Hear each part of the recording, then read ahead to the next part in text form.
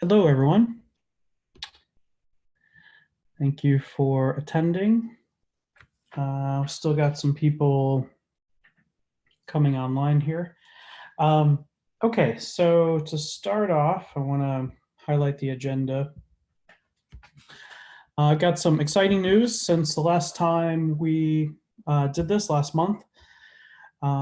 Ancha and I have a new book that we're working on that is hitting home with a lot of people, it seems, data science on AWS. So if you would, please, okay, let me resume this. Please fill out the survey here. I want to give you guys a couple minutes to fill this out. This will really help us. We're in the we've already got most of the chapters worked out. We would love to hear your feedback. And the feedback, provide the survey results can help influence the contents of the book. So while we do already have the proposal submitted and signed off, and we are actively working on the chapters listed here, we do want to give fans the opportunity to influence what we talk about. So we've got some, pretty specific questions. We have about 8 questions. Actually, 6 are content questions. The last 2 are just if you want updates from us and, give us your email, which you don't have to do to fill out the survey, not required. But if you do want to find or hear updates about the book periodically, and also, potentially get discount codes later on, when we actually get towards production. So yeah, pretty exciting news, lifelong dream. And here's the chapters. So the first chapter is just kind of general, why are we doing data science in the cloud? The security benefits, the scaling benefits, all that kind of stuff. So just to jump down, chapters 10 and 11 are Kubeflow related. So these are where we're actually going to show how to deploy Kubeflow with best practices using AWS and using RBAC and with IAM rules, all that kind of fun stuff. So there is a Kubeflow. Let's see, 1/6 of the book is about Kubeflow, so that's good. And so, yeah, supercharging data science, chapter 1, just kind of the overall benefits. Chapter 2 is really understanding the specific AWS data science stack, machine learning AI stack. And that's everything from high-level AI services to the low-level SageMaker sort of ML services. So there's kind of a distinction there between just using high-level, point a service to my data and then start making predictions against that data.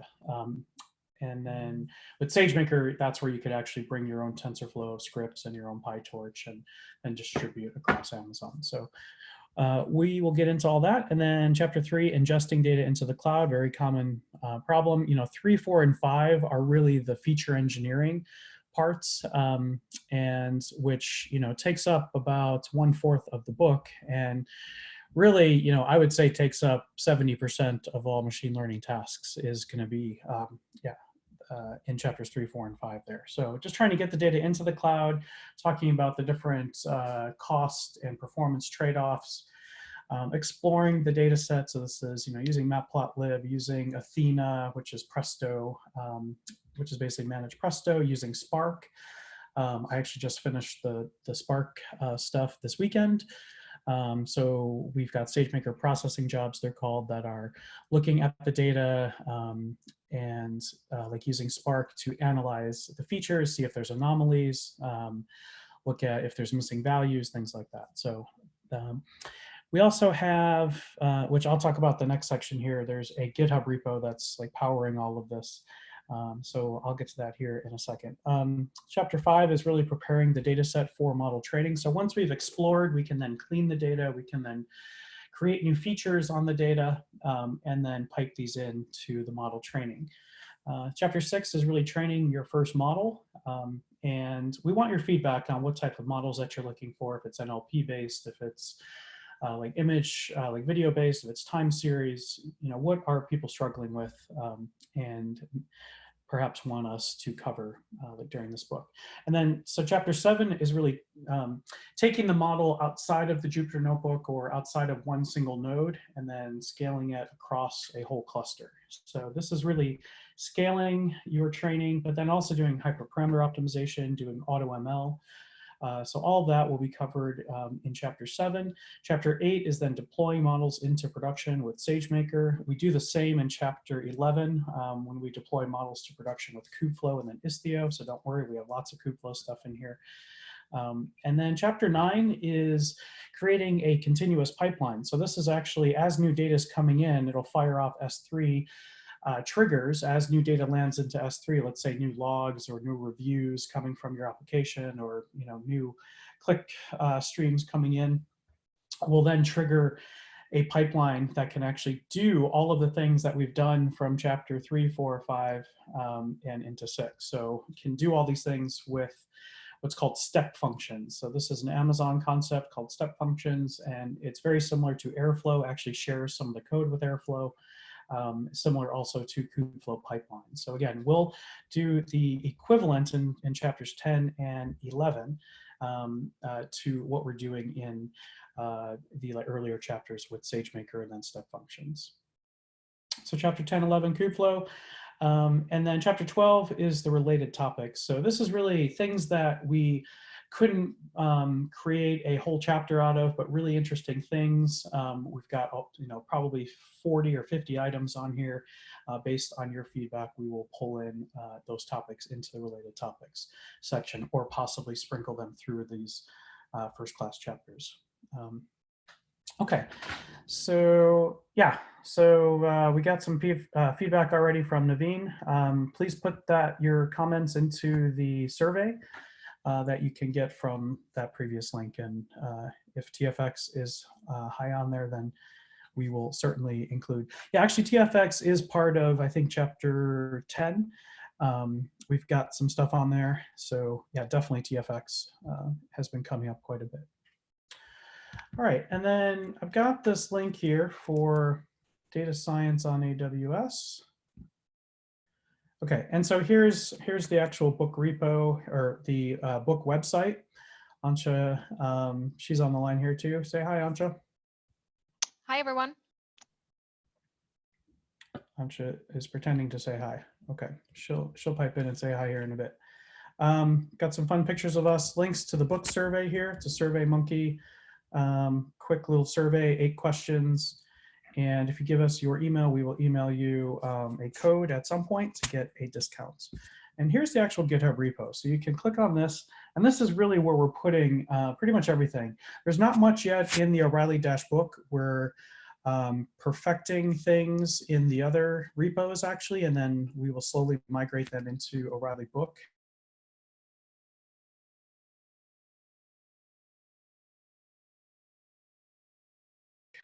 As we get closer to that. These other repos actually are a way of covering everything from Athena, which is Presto-based HiveQL. One sec here. To SageMaker, to QuickSight, which is sort of business intelligence, sort of like Tableau, step functions, which is pipelines, of course, Redshift for BI type queries, and data warehouse. So that's actually something that's not obvious from the chapters, but we'll be talking about Redshift, I believe in chapter 3 is where we talk about that. And then potentially chapter 4 as well too. So we'll be getting data in and out of S3 and into Redshift and into Athena, so we can query it. And let's see, let me go back here. So we've got some Glue. So not sure how many people are familiar with like Amazon Glue. I actually wasn't very familiar with it before joining a few months ago. And also there probably should be a section in here about EMR. All of our RSpark code so far has been falling under SageMaker in what's called processing jobs. So this is really where you'll see, so Spark processing job here. You can kind of follow along. We've got some sort of early notebooks here. These, I wouldn't guarantee that they're going to work for your environment. We're, like again, still kind of work in progress with these other things, but this gives you an idea of like what we're doing here. So here's a Spark processing job notebook. And this, you can point it to your S3 buckets or to your data source and actually start to analyze and then transform. There are Docker images that need to be built here. And then this is, because the Spark stuff is sort of a one-off. But I wanted to show the Spark because, yeah, obviously Spark is super popular. People are using it today, and I want to show a path for people to introduce or to pull in their Spark transformations into these pipelines. Okay. So let's see, go back here. All right, and then we're using Athena, like I said. Really, I've seen people actually moving away from Spark and into something like Presto. These days we do have huge memory machines. Presto works all in memory. There's actually no spilling to disk.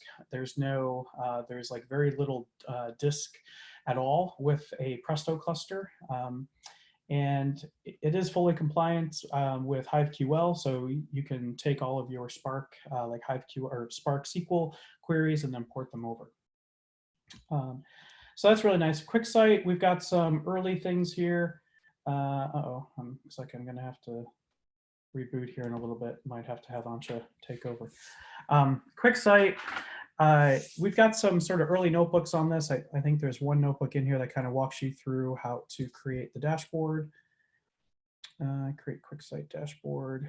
Not sure how many people have actually used it, but you can wire up QuickSight to the Athena queries or to S3 directly and then make sort of BI-like queries right into here. So yeah, Ansha did a really good job here with these screenshots, so check it out. And let's go back here.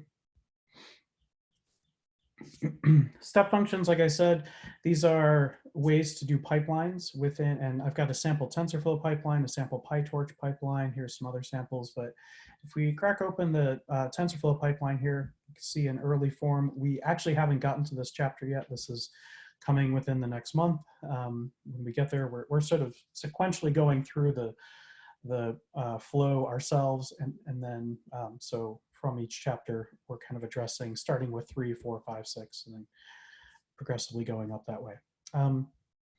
So here we talk about the IAM rules that are needed. We're following least privilege principle here, which is a common cloud privilege or just like general security type of best practice, which is only give the specific resources, the policies and roles, or yes, only provide access to the resources that the bare minimum that you need. So don't give write access if you don't want someone to actually make changes, just give them read access. So we're hopefully following those throughout. We're definitely getting better with that as we iterate. So there's a TensorFlow pipeline. Let me actually show you the code here. I pulled it up, but didn't actually show it. Let me get to the good stuff. This is all the IAM rules. So this is it here. So just, one line of code. Yeah, obviously a bunch of setup up here, but this is the actual TensorFlow model. The SageMaker TensorFlow. So this is open source TensorFlow, but it's been optimized for S3 and for other like Amazon specific things. So, but you write just plain old TensorFlow code, just regular TensorFlow 2.0. And then this is how you pass it into the cluster. All you have to do is give it the number of instances that you want. You could say instance count 10. That'll spin up 10 instances. Here's the instance type here. Give it the version of TensorFlow. Here we have 2.0. And then if you're doing distributed TensorFlow, which we are, well, this would actually be greater than 1.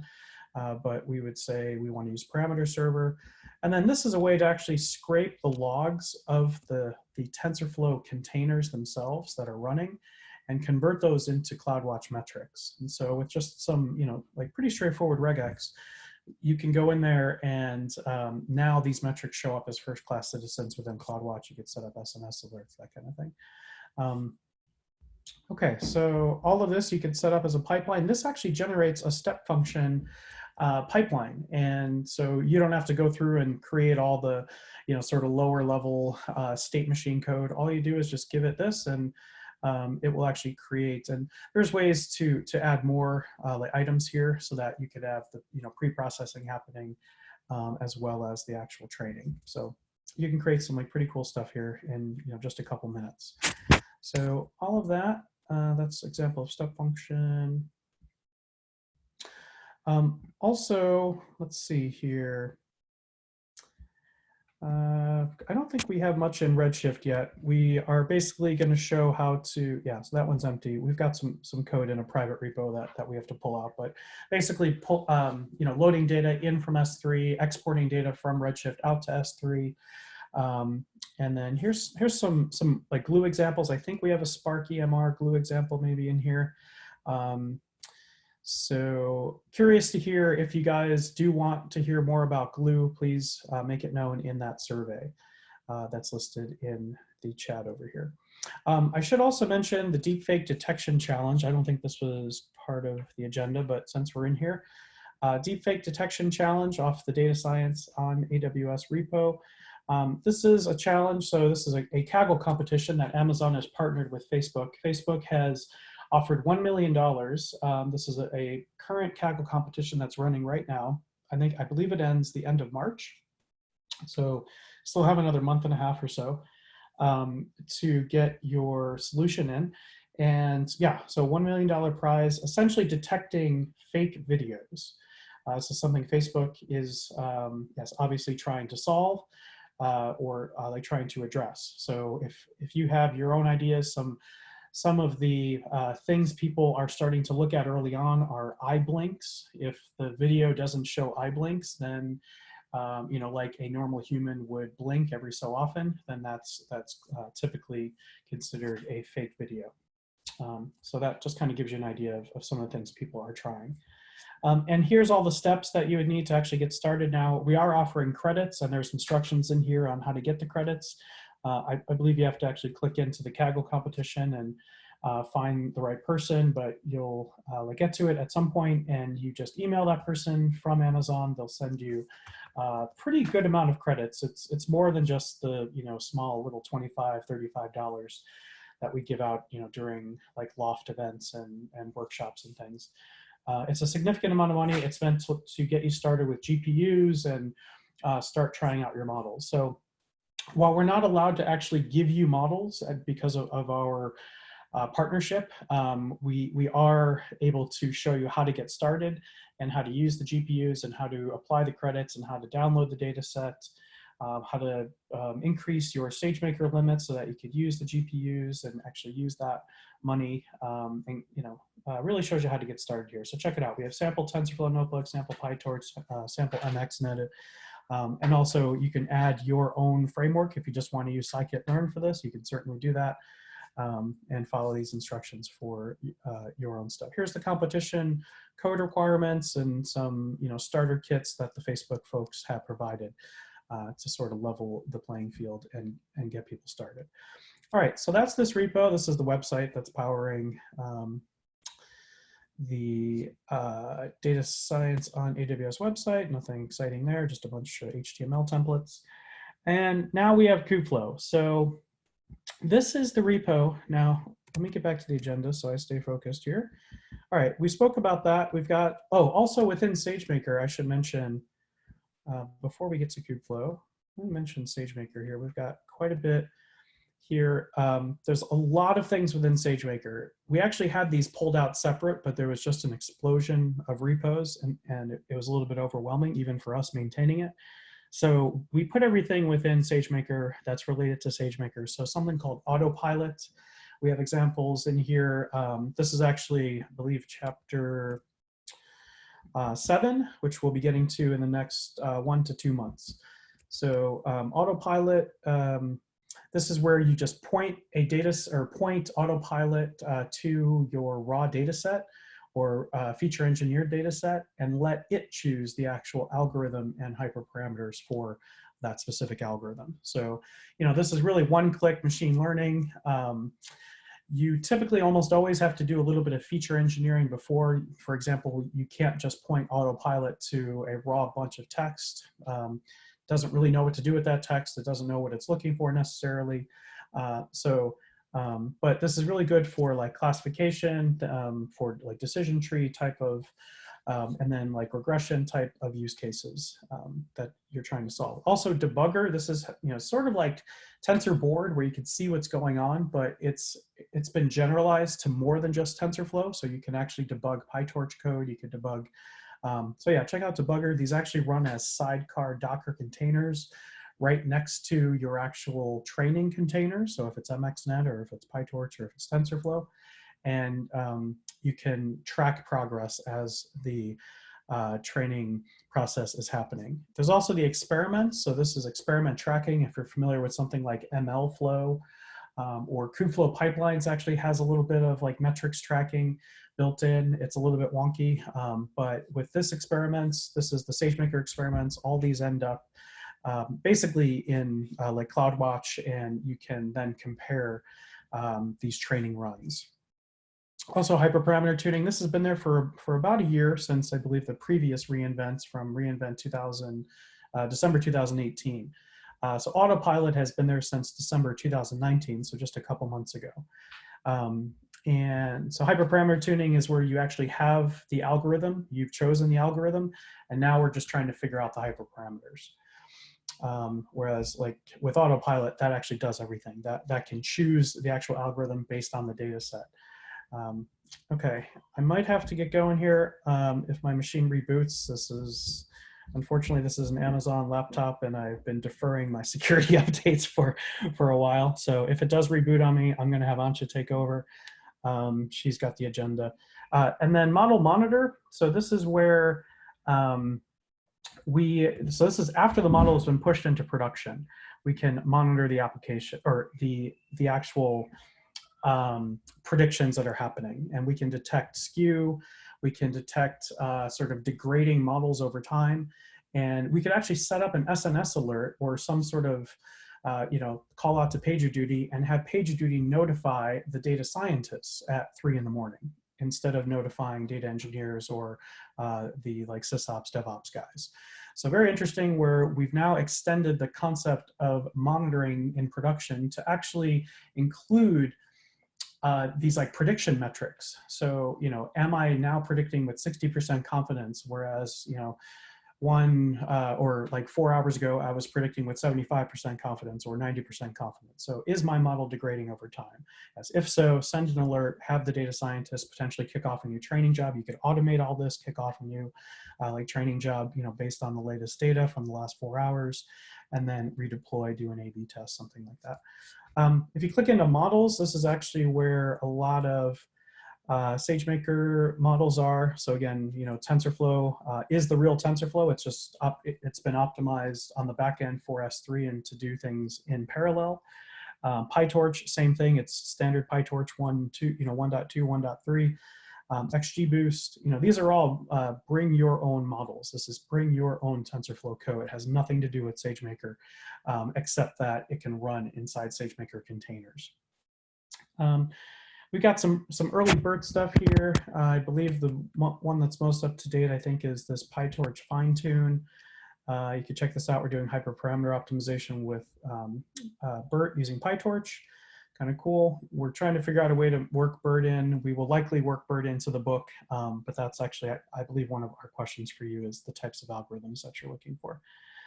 Okay, so back up here. Okay, and then there's something called NEO, which can take your trained model and quantize it or do post-training optimizations to get the model down to a size that can fit onto a small device. There's also something called processing jobs. This is where the Spark code was going, where it can do the feature engineering using Spark. You could also completely not use Spark and just use scikit-learn or just use Python. And so there's an example here on how to do that. Okay. So that's the SageMaker repo. Let's see what else we got. I think that's it for this. So let's do a quick update. Kubeflow 1.0 is actually scheduled to come out, I believe, this week. There's some community calls, I believe, later this week, or even actually today, possibly. So here's some of the new features, something you guys can check out. Let me post the link in here for the actual roadmap. This is 1.0. The big things here are the multi-tenancy. This is true multi-tenancy.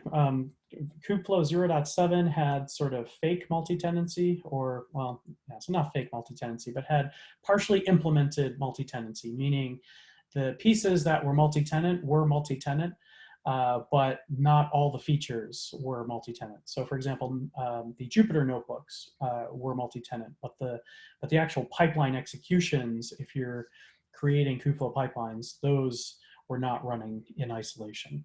Okay, and the isolation here is at the namespace level, if you're familiar with Kubeflow and Kubernetes.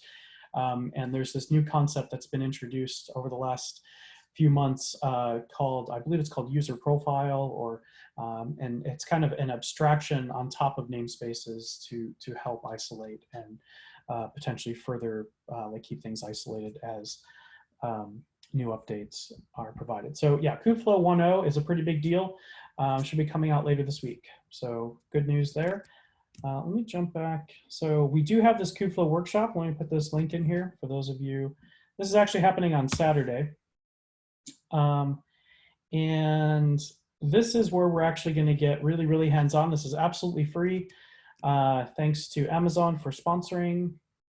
And let's see, we got the roadmap here. This is it here. So pick your date. We've got some a few slots left for Saturday.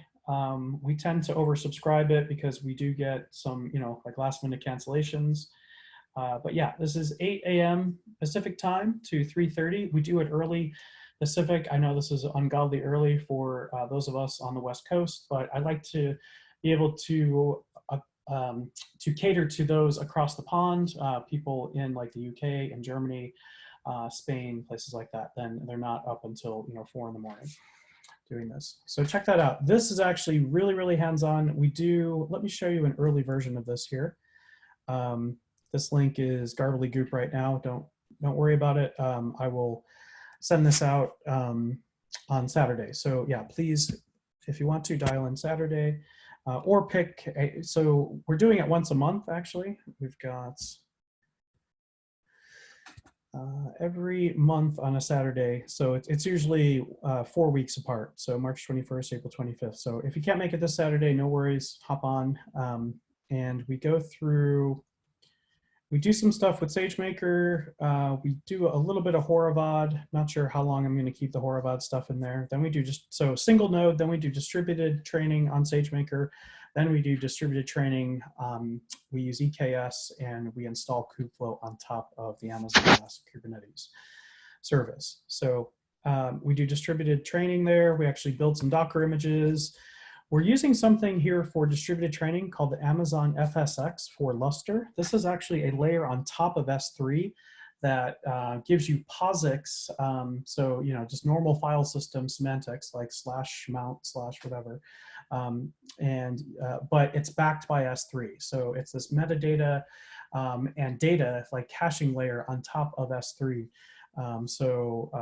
And it's super nice, actually. I was pretty impressed. I didn't know much about it until after joining Amazon, and I'm starting to see it more and more. So you could either use something like EFS, which is the Elastic File System, which is NFS, which is like Amazon's version of like NFS that is really using EBS beneath the covers, the Elastic Block Storage. So use a true NFS share, or you could use Amazon FSX for Lustre and can go on top of your S3 buckets. There's also a Windows version as well too that can do Windows file system on top of S3 as well. Okay, so a lot of stuff here just to give you kind of an early look at this. We've got a bunch of scripts. We're actually installing Kubeflow from scratch. We're launching these jobs. There's a bit of command line stuff, actually quite a bit more in the part 3 here where we're installing everything. But what's good is that like you could take this workshop and go back to your environment and actually create everything on your own. On Saturday, we will give you your own environment. It's a full Amazon account that's been completely, that's just temporary account. So we won't mess up your like Amazon account. So similar to how, I wouldn't want you to mess up your laptop with a bunch of pip installs and, a bunch of local installs. We've given you we will give you on Saturday a fresh account for you to use, and you can do whatever you want with it. Yeah, obviously we would hope that you're going to follow along on the workshop, and then we tear it down about an hour after the workshop ends. So that's what's going on there. Okay.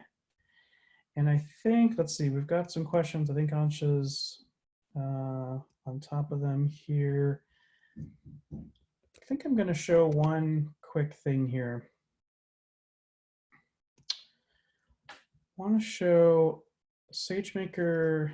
Okay, so Saturday's workshop is completely online. We will provide you with your own, with a fresh AWS account that will last for the duration of the workshop, torn down 1 hour after. Okay, so that's what's going on there. I could give you guys, if you haven't seen, let me see, got a little bit of SageMaker Studio stuff here. Yeah, actually, Ansha, like, do you have anything to show from SageMaker Studio? Yeah, I know we were just talking about it right before the call. I can share a little bit the setup. Can you hear me now? Ansha? I think Chris can't hear Ansha's me. having some audio. All right, so if Ansha can get back at some point, we'll have her show. Oh, I can't hear? Oh, interesting.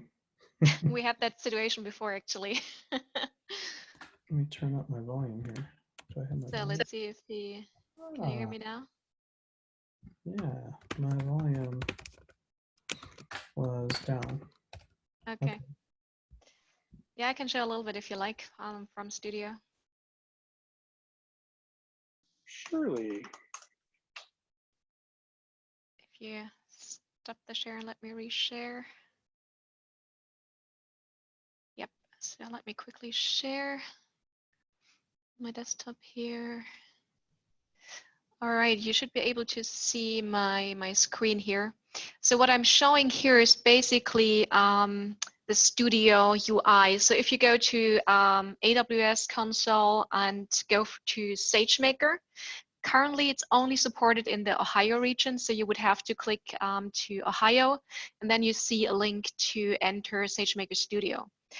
For those of you who are already developing with Jupyter Lab, this should be looking very familiar to you. So it's basically also based on Jupyter Lab. So what you can see here is the pretty normal look and feel. We added a couple of functionality and menu items here on the left. One of them, for example, is experiments, and I'll show you just in a bit what that does. So basically what you can do here, you can just start a notebook, let's say here Python 3 notebook, and what you see is it starts right away. So this is actually a new capability also that we're providing with Studio, where you can just provide and start notebooks without caring about the underlying infrastructure. So you don't have to provision any AWS EC2 instances here. The environment is fully abstracting that work. So you can really focus on the actual data science, machine learning work, and not think about which instances to provide here. All right, so this would be just a plain Jupyter notebook. You can start coding here. And actually a pretty nice functionality that Chris mentioned quickly in the beginning is autopilot. And autopilot is a way to basically do automated machine learning. And to show you here, you can either do it here through the UI or obviously through notebooks and API calls. But just to quickly show you here, if you click on a create experiment, you basically give it a name, whatever you're going to call it, the path to an S3 bucket. So this would be a path to a CSV file you have in S3. And you give it like a single target attribute where you would like autopilot to create a model for to predict, for example, or to classify on. And then basically the location for output data. And that's it, right? So you can optionally set if it's a binary classification problem, a linear regression, or a multi-class, or you can even leave this to auto. That means that autopilot tries to figure that out itself. So this is really cool. And basically that's it. So you can create experiment and it launches the job. And just to show you here, I had a couple of runs here before how it looks. It creates this AutoML job. And then as you can see here in that left list of trials, it's also taking care of the experiment tracking. And you can really drill down into all of the different tuning jobs, training jobs.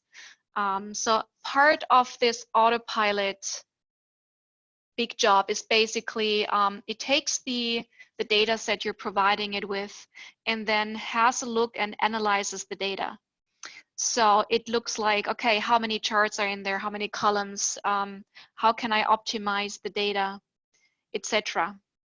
So, and you see here, it takes care of all of the job and the metrics. And a little bit nicer to see the outputs. If I go back here to my folder, it basically, as part of the whole autopilot job, it creates two notebooks. One is basically the output of this. I look at the data and figure out what problem we need to solve. And this is the one you see here.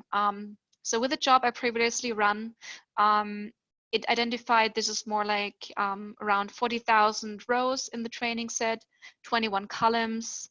In this case, it was a data set of basically customer-based data, and I'm trying to predict which one of my customers I should make maybe a special offer, and who is like most inclined to accept that offer. So it's a yes and no.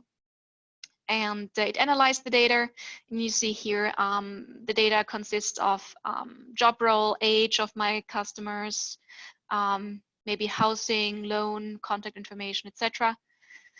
Autopilot analyzes. It also looks for missing values here to see if there's any data cleanup that needs to be done. Also looks for like categorical features, numerical features, and basically it does a lot of the pre-optimization data preparation tasks.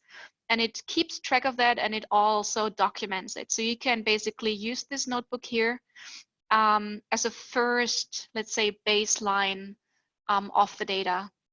And it does a couple of calculations for you. So pretty nice, right? So in contrast, for example, how many other AutoML solutions in the market work, many of them are so-called black box models, right? So you provide the data and you get an output. But in many cases, you're not really entirely sure how, what magic happened in between, right? So SageMaker Autopilot really tries to document all of that. So this is the first notebook. And then it basically creates a second notebook as well, which is called the candidate definition notebook. And here it basically applies all of those data preparation tasks and also defines candidate models that solve the job the best. So in this case, it figured out it's a binary classification problem, and we want to maximize the accuracy. And then it starts applying those data preparation tasks, data cleaning tasks. And as you can see here, this is a notebook which you can actually also execute, right? So for here example, it downloads the data set, it configures the environment, and it also defines and keeps track of all of the settings. So you can see the input path, the output path, and then it also starts creating the code for, in this case, 10 candidate models. So it runs the pre-processing, and you can also look it up. In this case, it documents all of the libraries from scikit-learn, for example, it uses to prepare the data, fill in missing values, transforms, numeric features, etc. And at the very end, if I scroll down here, you can also execute, obviously, the training. Autopilot does that as well, and tunes and optimizes. So you get really kind of the list of the 10 best model candidates for this problem. And then in the end, you can say, okay, deploy the best model even. So it's pretty nice. And this is, as I said, the outcome of those autopilot jobs. You can drill down into the individual jobs here as I've shown you. And obviously, it's also very nice to trigger that autopilot job through the notebook. So we do have a couple of example notebooks on the official AWS GitHub repos, if you want to look them up. For example, here, how to set it up. It's basically the default setup for SageMaker. Import a couple of libraries, pass the session information, your bucket information, and get the data set here, obviously, have a look at it. You can split it here if you like. And basically, for the SageMaker autopilot job, instead of like clicking here on create experiment, you can obviously do the job configuration here through the notebook, and then give it a pass to your input data, the same as I just showed you here on the UI. So in this case, you're just calling it here through input data config, give it the output config, so where to store it, which bucket. And then you basically, through the SageMaker library, create the AutoML job, give it the name, the input config, output config, job config, and the role to execute with. And that basically kicks off the same autopilot job through the API here through your notebook integration. And you can obviously monitor it and see the progress as well. So pretty neat. It's integrated here in Studio, but it's important to note that you can obviously use those features independent of Studio. Just really pull in the SageMaker libraries here to any Jupyter notebook you might have already. And then, yeah, you can use the API calls here to execute that job. Also, what Chris mentioned earlier, debugger, model monitor, and the other functionality. Studio is just really a nice environment here to bring it all together, but obviously you can also use them independent from Studio itself. And with that, I'll hand back to Chris. Cool. Thanks, Ancha. Good overview there of autopilot and experiment tracking. So let me hop back here real quick. I want to highlight something I thought was very interesting since the last time we've done this. There's this pretty good blog post. Let me see, AWS, what's it called here? This blog post was really interesting. For those of you familiar with TFX, you would find this interesting. You don't have to use this, of course, but this is one option I discovered after joining like Amazon. There's this group out of Berlin, and I've been seeing this project. So it's called DeEqu, D-E-E-Q-U, and very similar to concept of TFX, except this actually generalizes to more than just TensorFlow. So one of the limitations of TFX is the T part, which is TensorFlow. So TFX, you can analyze data sets before you start training with them to find anomalies. And this DeEqu library can actually do this with all data sets, and it's based on Apache Spark. So one thing I did was I built so under SageMaker, under processing jobs, you might have seen it earlier when I showed it, was this 01 Spark processing job DeEqu. So this notebook link here is launching a Spark job. It's building this Docker image with Spark 2.4.5, the latest Spark that's available. And at the end of the day, it's running this script processor. It's calling a script here. I'm just going to show you guys the script instead of showing you. It's called preprocess DeEqu. So what this is doing is it's going to analyze, oh, that's the .py file, which is just a shim into the actual Scala. Right now, DeEqu only supports Scala Spark, but you can bridge to it from PySpark pretty easily. So let me actually, here's the Scala code. What we're doing is pointing it to one particular category here just to speed it up. And we're asking it to analyze all this data, look at, so this is the Amazon reviews data set, which is a pretty slick data set. It's all the Amazon reviews since, or it's from 1995 to 2015 data set. And there's actually been, quite a bit of work. We like it because it has a nice mix of, it's got a nice mix of like text and categorical and, structured, unstructured.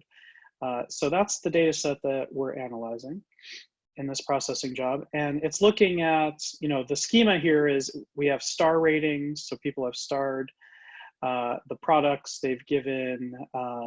There's also this concept of helpful votes or, voting. So this is other people voting on the actual, that specific review. And we're just kind of analyzing this to make sure that this data, that the review ID is unique. That's pretty important. If it's not, we have problems. Looking at other things like, I thought there was year. Okay, is non-negative year. This is actually done by another check, but so just kind of sanity checks. This makes sure, that star rating, that the minimum is 1.0, the maximum is 5.0. If all of a sudden we start seeing 6.0, that means there's probably likely some sort of application issue upstream and it's now logging the wrong data.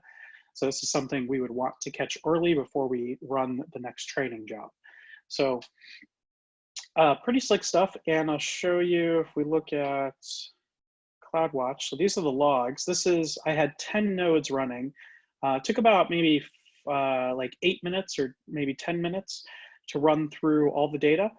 And shows you all the tasks being created. If you're familiar with Spark, you might be familiar with some of these logs.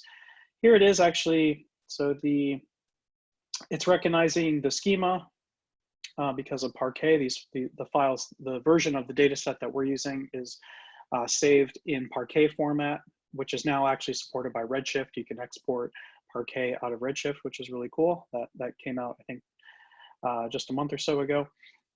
It's going to take me a bit. Let me see if I can get to, if I look at the code,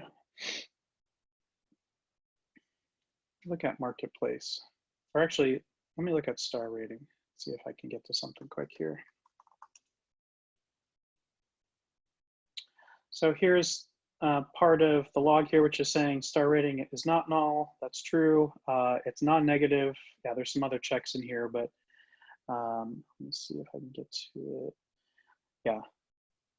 I can't get to the logs super easy just based on the way that I'm querying it. But if I look at review ID, this should confirm that it's not null. I should be able to see the duplicate. Oh yeah, so here's the is not null check. So this is actually like generating all the Spark code beneath the covers that's doing all this. So think of this as a layer. This like DeEqu library is a layer on top of Spark that can actually generate the lower level Spark queries to do these checks. And the like output of this is a data frame that we're dumping to the logs. My next step is actually to write the data frame out to a CSV that can then be pulled up as part of a daily report. So this would end up in an S3 bucket. Each morning I could come in, or I could actually scan it as part of the next step in this sort of pre-processing pipeline and see if there's any anomalies, then shoot it off to the data science team to have them take a look. Okay, so pretty cool. I like that it's more general than just TensorFlow. Like TFX actually requires that data to be in TF record format, and in most of data engineering land, we're using things like Parquet and other non like TensorFlow specific formats. All right, so I think that concludes. Let me just double check. Yeah, so please sign up. If you do sign up, please show up. We don't have a lot of slots because we are provisioning, a huge amount of accounts for people for that day. So please don't waste it. If you know that you can't make it on Saturday, please deregister and sign up for another Saturday so that we don't leave a lot of empty holes. We want people that are actually going to be able to participate. You can join as long as you want. Like, you don't have to be there for the full thing. You can jump ahead and do section 3 if you wanted to before the other sections. Yeah, so I think that's it. Let me double check questions here. Looks like Ansha's been answering a bunch. Okay, any other questions for me or Ansha about anything, about the book, about SageMaker, about Kubeflow, about Google Cloud, about anything. Saturday's session will be all Amazon based. So we find that this is actually pretty helpful because most of the people that are dialing in are using Amazon. And they were either having problems getting Kubeflow working on Amazon. They can get it working easily on their laptop or on Google Cloud, but couldn't necessarily get it working on Amazon. We've solved that problem, and we will share with you the workshop. So the GitHub repo for the workshop is here. And it's right here. So this is the GitHub repo.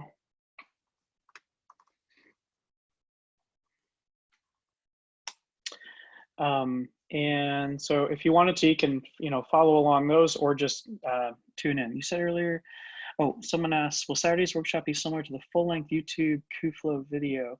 Yeah, Mark's asking a question if it's going to be similar. I'm not exactly sure which video you mentioned, but if it's one of those 8-hour ones, we've actually changed the workshop quite a bit since last year.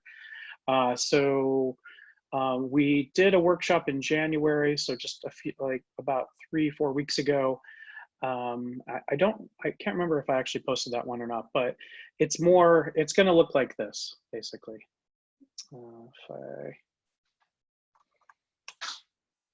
So this is what the new workshop looks like. And it's, kind of 2 parts. SageMaker really showing, how to do single node training, and then multi-node training, and then like using EKS and Kubeflow. So actually part 3 is the longest part. Parts 1 and 2 we typically do before lunch, and then part 3 we do after lunch, like the remaining 3 or 4 hours. We'll take quick breaks. Let's see, any difference? Oh, there's a question. People are switching from Spark to something else to memory. Yeah, Presto is the name of the open source project, and AWS's version is called Athena. Athena is basically managed Presto. There's no secret about that.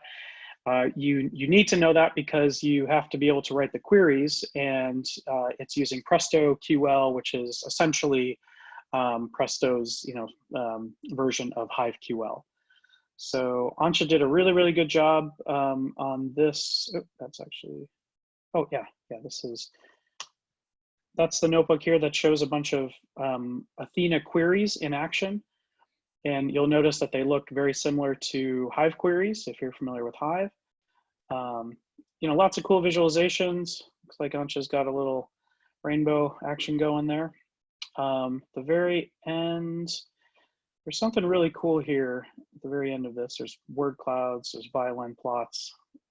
She rocked this out. Got a pie chart. Of course, can't have a dashboard without a pie chart, but yeah, this is actually my favorite. You can install a Jupyter Magic and you can actually run Athena queries with %, and then the Athena here, and then give it the query. So similar to how you would see like a Spark SQL magic.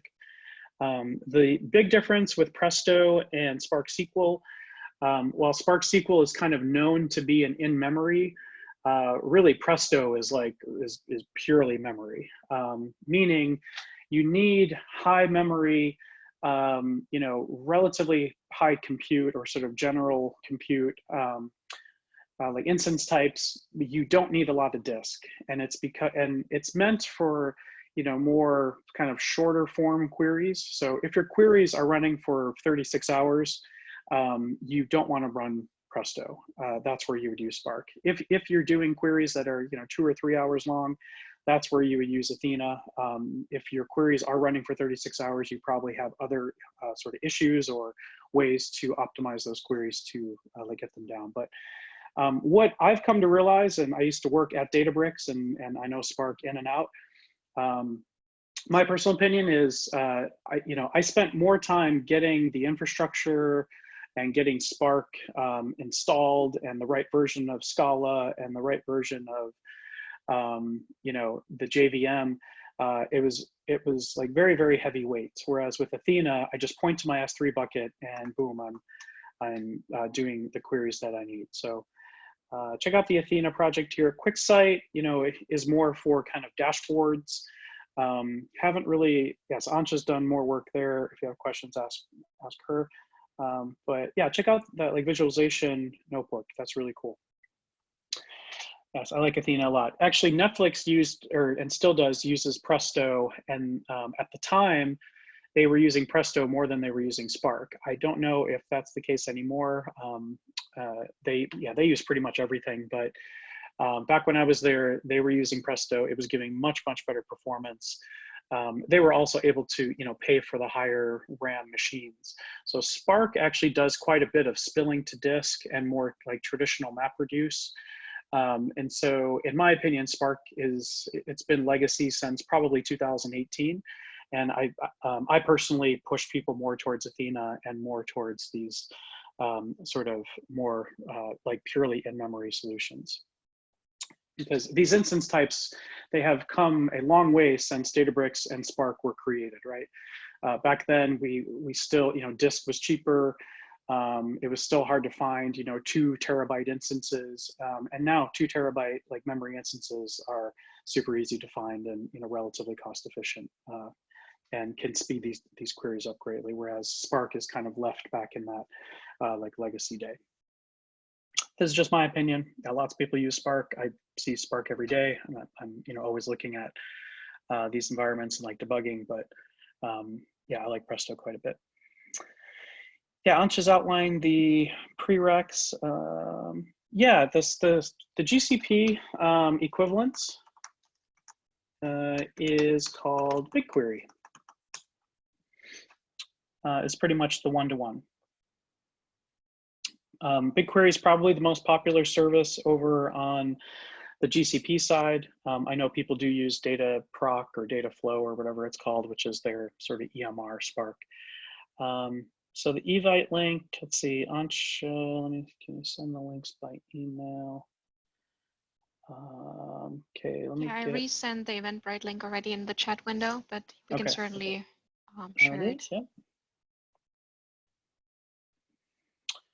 Yeah, so Saturday, so people are asking about the back, or what's the prereqs. Ansha, I think, did you send that to everyone? Yeah, prereqs, okay. Okay, someone's asking about ML certifications. They wrote from the content or cloud service provider. We're going to material provider channel. Someone's asking about certifications. And so obviously as working for Amazon, I've been more inclined to do the Amazon certification. So funny enough, I've actually done all of the Amazon certifications within the first 2 months. I get made fun of by my peers a lot because I did that. I thought everyone did that. Apparently, that's not the case. So yes, the machine learning certification for Amazon, ML certification, is actually quite hard. It's not hard because it's cloud specific. It's hard because it's just a hard test. So the one that I used is by this group called A Cloud Guru. This is how I prepared. It looks like they might even have an updated one for 2020. So I'm gonna send this link. A Cloud Guru, they have practice exams. Their whole thing is you don't need a PhD to pass this. I passed it on the first try, but I prepared for probably 15 hours on this one. Yeah, I'd say even more than that, probably 20 hours. The other ones, and actually A Cloud Guru just merged with a group called Linux Academy. So some of you might know them. They're the same company now. But I did A Cloud Guru for everything as much as I could. So again, they have practice tests and you could see how well you do. They actually tell you what you did wrong during the practice test so you can fine tune. And they don't have the exact questions, but they take it a whole bunch of times and they know kind of generally what questions are being asked. Yeah, so someone, yes, Ankit saying 50% ML, 50% AWS for that certification. Yeah, I thought it was actually more towards ML and less like AWS, but okay, no need to. So do you need to provision Athena? No, so Athena Athena is serverless, basically. You don't think about instance types or instances or types. You just run the queries. Good question. To think about instance types. I would say the other hard exam was probably the security specialty. That one was hard for me, and networking specialty. You really have to know a lot about like Amazon Direct Connect, yeah, the AWS Direct Connect, which is for on-prem into the cloud. And the solution architect stuff is pretty straightforward. You could study and learn kind of the like overall best practices for deploying services onto the Amazon cloud. Yeah, I have not done the GCP certifications. I actually thought about doing them because I kind of ran out of Amazon ones. Let's see if there's any other questions. We're at the top of the hour, so I think I'm gonna end it here. Thanks everyone for coming. Hope to see you on Saturday, and definitely provide feedback for the book. We would love to hear from you. So great showing today, great questions. And thanks everyone. Thanks everyone, bye-bye. Thanks, Ancha.